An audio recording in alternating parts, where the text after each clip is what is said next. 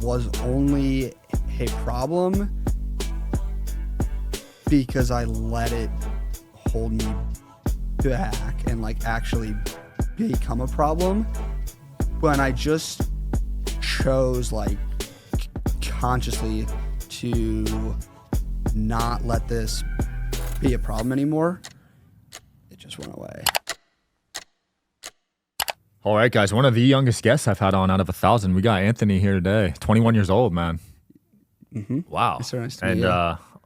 Already killing it financially too. Yeah, I mean, when I graduated high school back in 2022, I basically just dropped out of college and went across the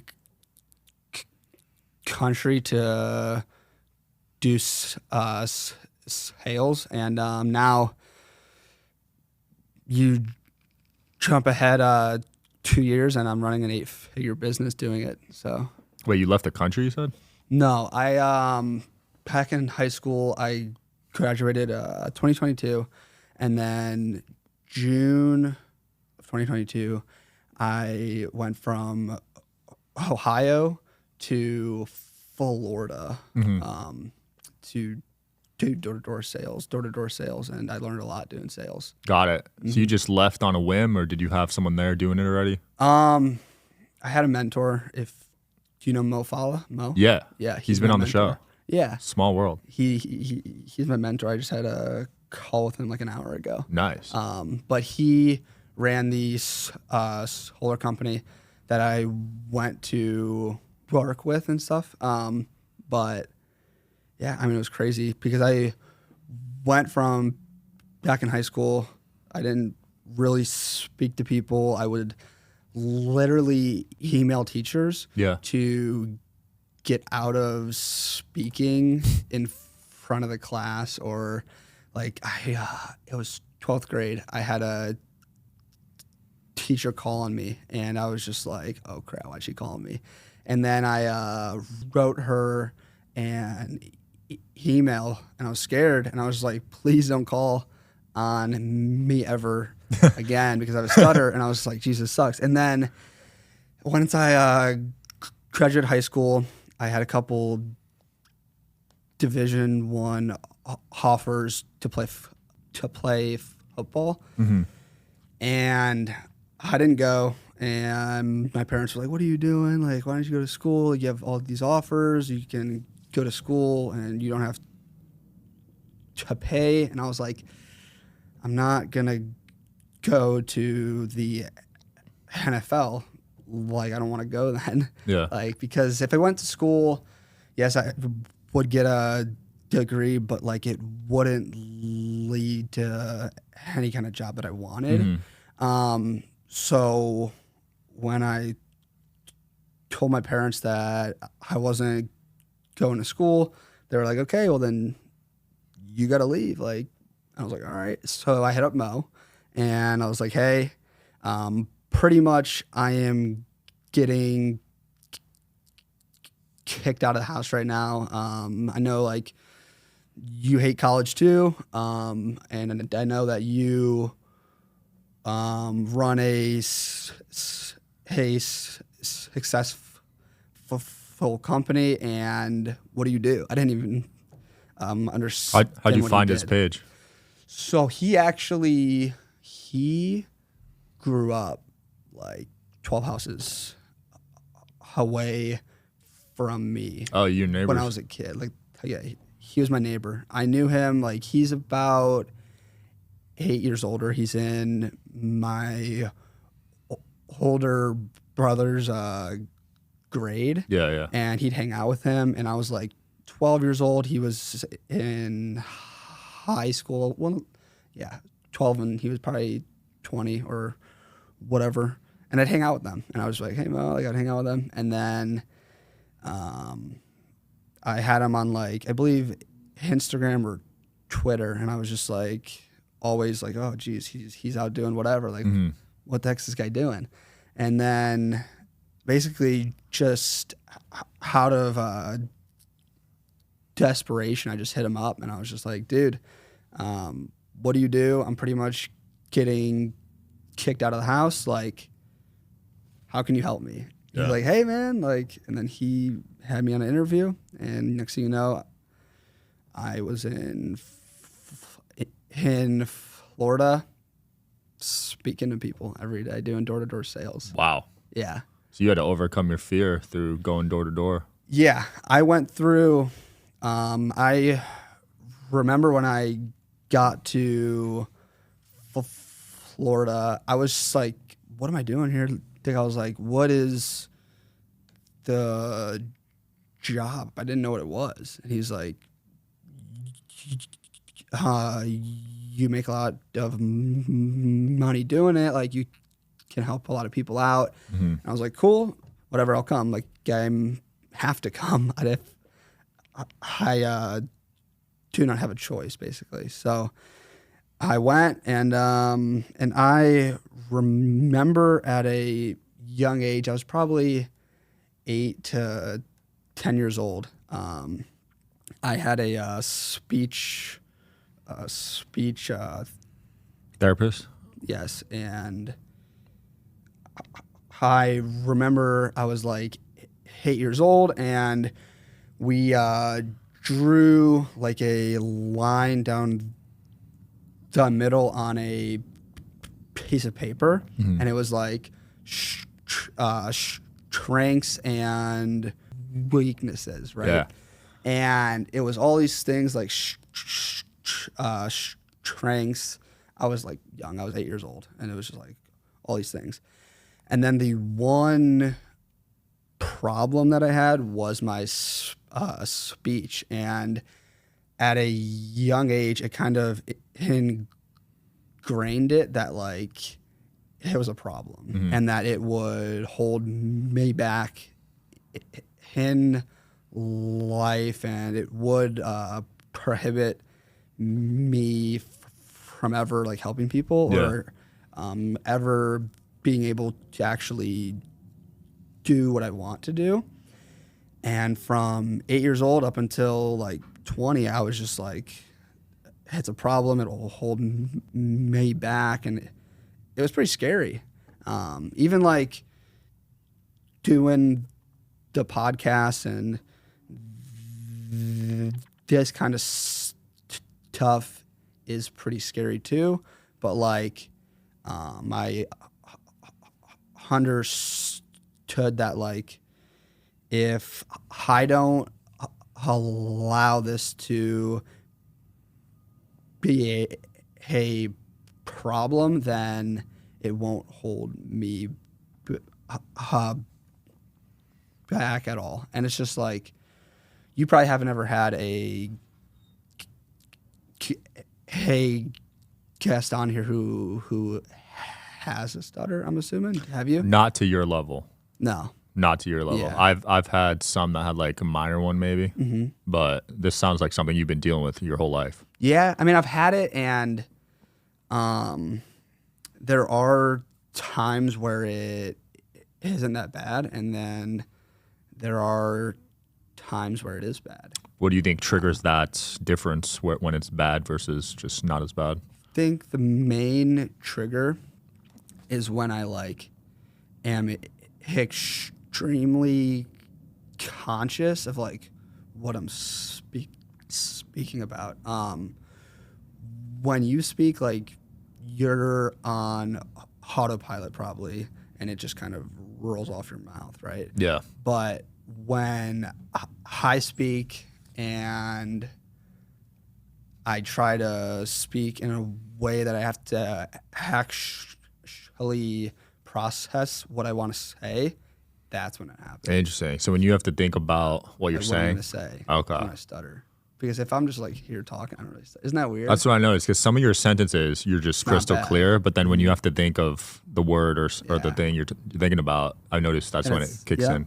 Well, it's just like when you speak, like I said, you're on autopilot. When I speak to like a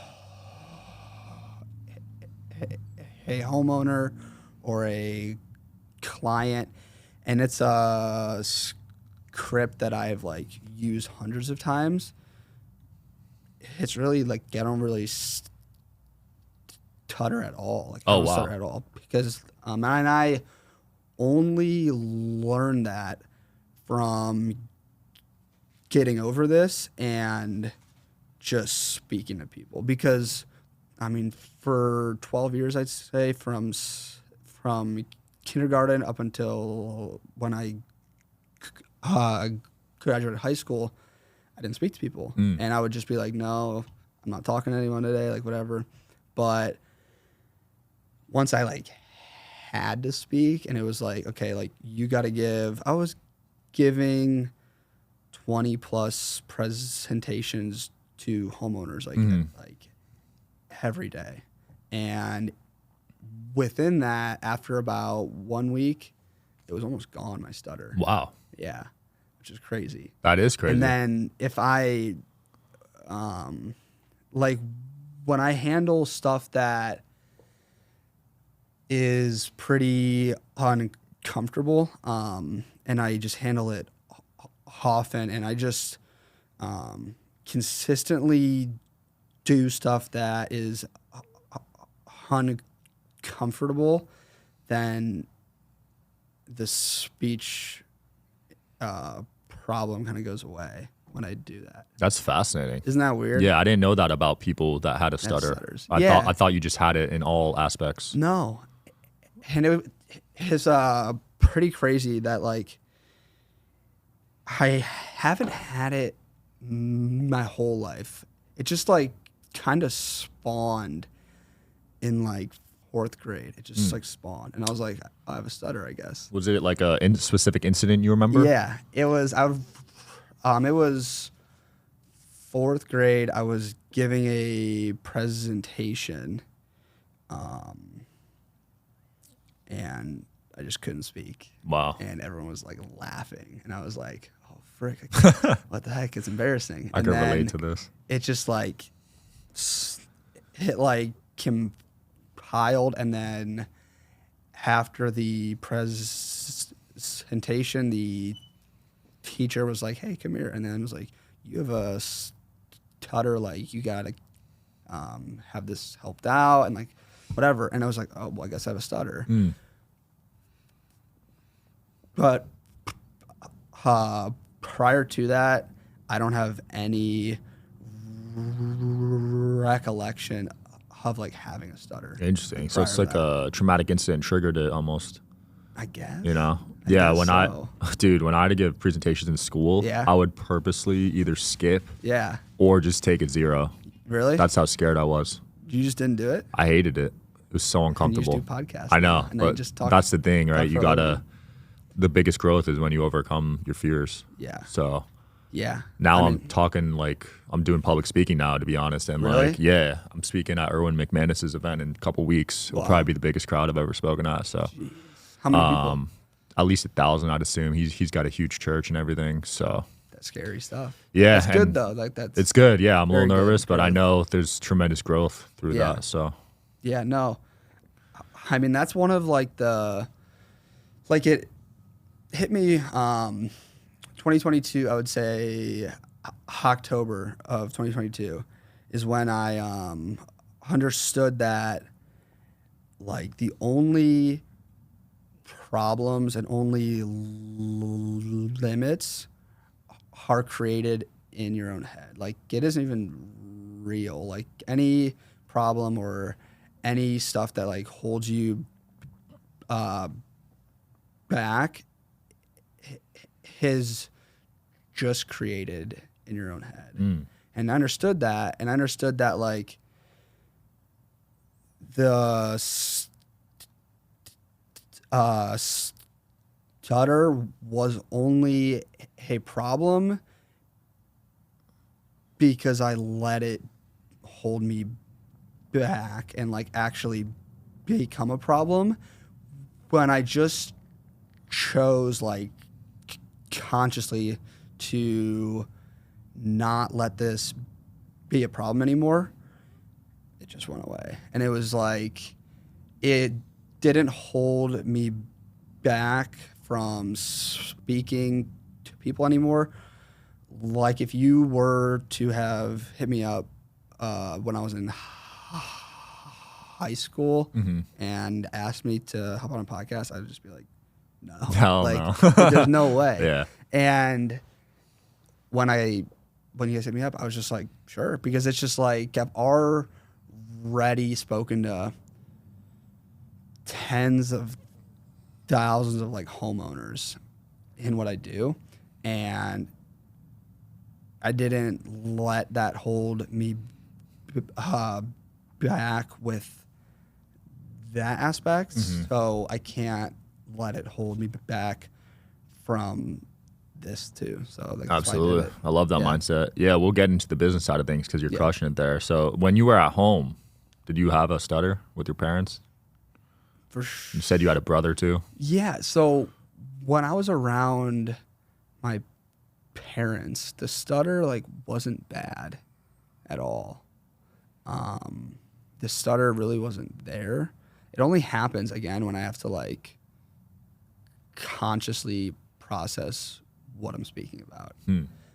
When I'm around my parents or friends, it's not bad, and it's because like I'm just kind of rolling, like I'm just speaking, and it just kind of rolls off my tongue. That's interesting. So if people have a stutter and they are hearing this, like it didn't like hold me back once I understood that one thing that happened, I would say October again of 2022 is when I became like Christian again. Does that make sense? And it's in the Bible that the Lord wouldn't give you any problem that you can't handle. And it's like whatever you have happening, you can handle it. And it's like anything that like that you question, oh, would I be able to get through it or anything like that, you can. So, wow. So you rediscovered Christianity. So you went through a time when you went away from that. Yeah. High school, I grew up Catholic, and we went to church up until like high school, and then we stopped, and then rediscovered it 2022. I feel like that's common. I think a lot of people stop in middle school, high school. Yeah, that's when I stopped like too. Busy. Yeah. Yeah. You just get so wrapped up with sports, and I was playing like 5 different sports. Yeah. So plus I didn't like church, to be honest. Yeah, I like didn't as a either back kid, then. it's like, you know, like you want to bored. jump off the wall. Yeah. Like bored. Well, dude, now you got an 8-figure roofing company at just 21 years old. Yeah. And you have this stutter. It's like honestly super inspirational. Thank you. I need to hear like how How that went you down. worked with Moe, right? Moe. So he was sort of your mentor. Solar, yeah. And he is still. He's my coach. Like, Got it. I pay him. And then what was that next step once you were working for him for a bit? With Moe, I worked there from June of 2022 up until April of 2023. And then I got into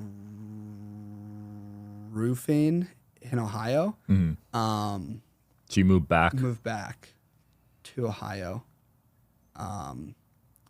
And from April to August, I was like 20 back then, right? I made 190 grand. Wow, April in to like August. That's 3.5 like, months. yeah, 3.5 months. Give or Holy take. crap. And I was just like, all right. Like, That's all commission? This is, yeah, all commission based. Like everything's just all commission. And I love that about like this industry is that like if you have a skill, like you get rewarded in correlation to your skill level. And like when I understood that the income that I make is directly correlated to like what I like produce. I understood that like this is the closest thing to actually owning a business without actually having to own a business. Right. Because like if you don't produce, you don't make money. It's just like you owning a business, like you have to generate revenue to make a living. That's how it is in this as well. So. That's why I personally like commission. Like, yeah. I would never take a salary job. Never. You know what I mean? It's not smart anymore. Just because I believe in myself, and I've done commission jobs in the past and done well. Yeah. And you could translate commission like mentality to almost any industry too, if you're good at sales, which is what you are. Well, yeah. I mean, I went from, it hit me in August of 2022 that I was like, okay, I'm pretty good at sales. Like I can use this. And it's because like when you have a stutter, like, and you speak to a homeowner or any kind of prospect, it like almost makes you a human to the homeowner. And if a homeowner, and let's say I knocked on his home and was like, hey, what's up? And I start to tutter, he like hears me out and he's like, what's this kid talking about? I feel and that. Then if he hears it out, then he's going to do it because it's just like, it's either solar is like an absolute no-brainer. And the way that we're doing roofing is as well. It's just like, okay, I mean, it can help me, like, why not? Yeah. So when you're in sales, like, your job when you like cold call is just to get the homeowner to hear you out. And if he hears you out, he's gonna do it because it's just like, dude, this makes a lot of sense. Yeah.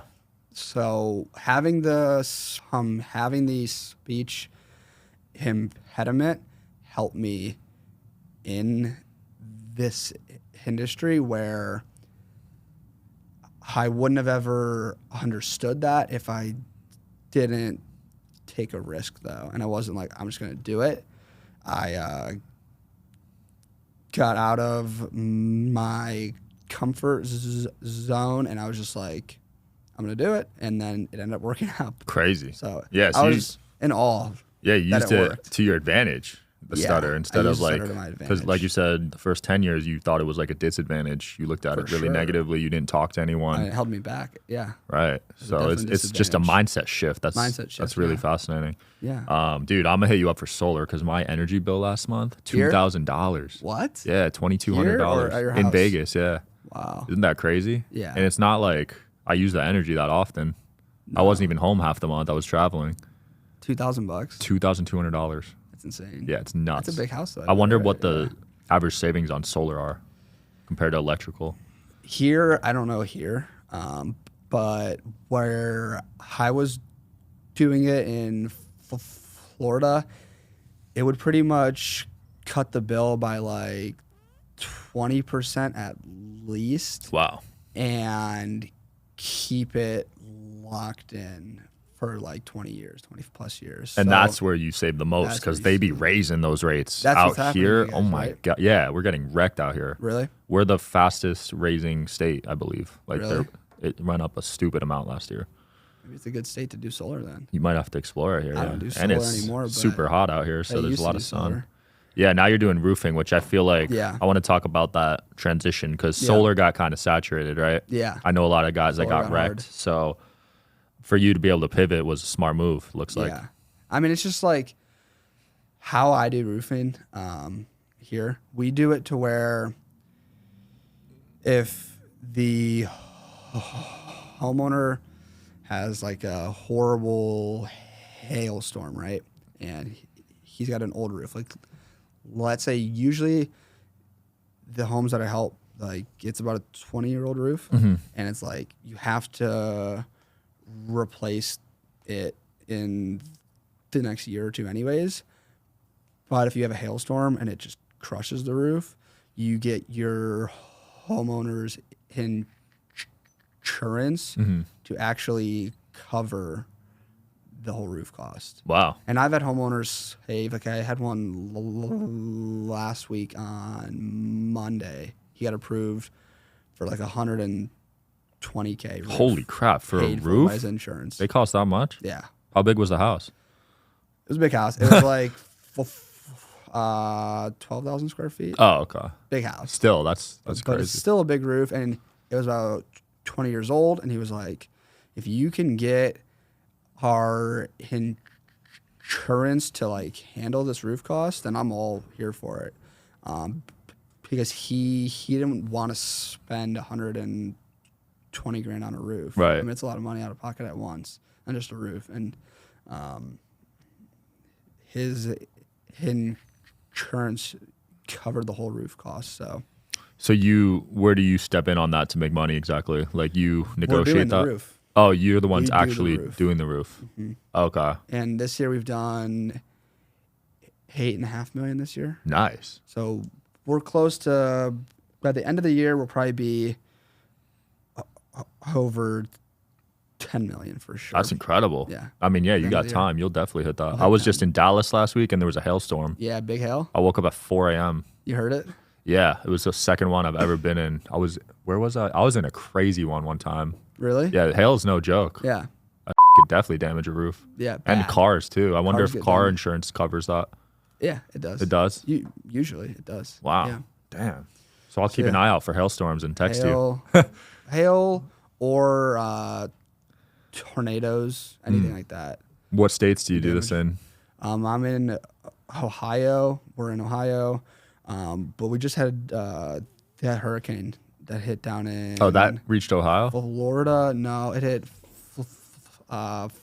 Florida and Georgia, like, pretty bad. And we're going to head there Monday next week. We're going to go there. I got a buddy that chases storms, and he makes a lot. Yeah. Millions. Yeah.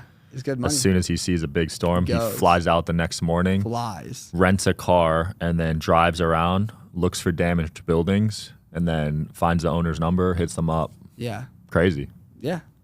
I mean, it sounds fun, actually. Because, I mean, it was a horrible hurricane. I think already 112 people died from it. Holy crap. Yeah. It was bad. That's crazy. And homes are just destroyed. Like, it isn't only, like, the roof that has to get replaced, like, gets the whole homes, a lot of them. So, but yeah, I was seeing some wild videos. It's nuts. It's well, dude, it's been really cool getting to know, like, what goes on behind the scenes. Where can people keep up with you, find you, potentially work with you or work for you? Yeah, I mean, on my Instagram, they can hit me up. I have a link in my bio that they can reach out to me on. But one of the things that I want to do, like, within the next year or 2 years is, like, to speak at a conference for youth that have, like, stutters. Like, just speak there. And I believe there's, like, a foundation for the youth that have a stutter, and they hold, like, a conference once a year. So that's, like, one goal that I have is to speak there and just let the youth understand that, like, what they have can actually help them if they are in the right vehicle, like sales. If a kid has like a speech